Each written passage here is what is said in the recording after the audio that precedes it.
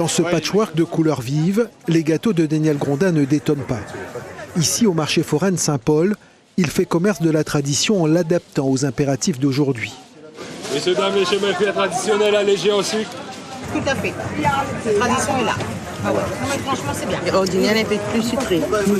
Voilà, mais là, c'est juste. Pour moi, pas trop sucré, mais pour moi, ça va bien. Le coco a remplacé l'enrobage initialement composé de sucre coloré. Moins de sucre également dans la génoise. On est à quasiment moins de 100 grammes de sucre dans une barre entière. Une barre, on a facilement 8 parts. Bien coupé, on a 8 parts. Les saveurs s'apprécieraient mieux ainsi. Un peu plus raffiné. Le fait qu'on a moins de sucre ? Ouais. Et on sent mieux les arômes et tout. C'est moins épeurant. Et on sent plus, comme vous disiez, la goyave et la passion. Et l'association du piment et du sucre, franchement, très bon. Hein. Daniel Grondin, un ancien cuisinier, s'est reconverti dans la pâtisserie. Immédiatement, la sobriété nutritionnelle s'est imposée à lui.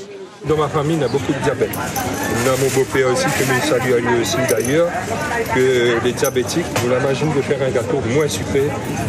Quand nous, en famille, nous gagnons quand même, on profite tout le monde un petit morceau de gâteau. À La Réunion, plus de 13% de la population est touchée par le diabète, un taux 2 fois plus élevé que la moyenne nationale. Je vois beaucoup de jeunes qui mangent beaucoup dans les junk food, on va dire.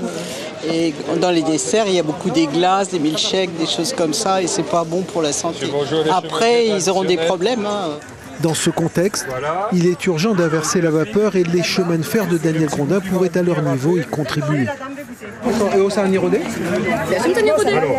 Comme c'est bon, il n'y a pas trop de sucre, donc à partager également avec la famille. Donc voilà, une bonne chose. L'homme confectionne aussi des pâtisseries sans gluten ni farine.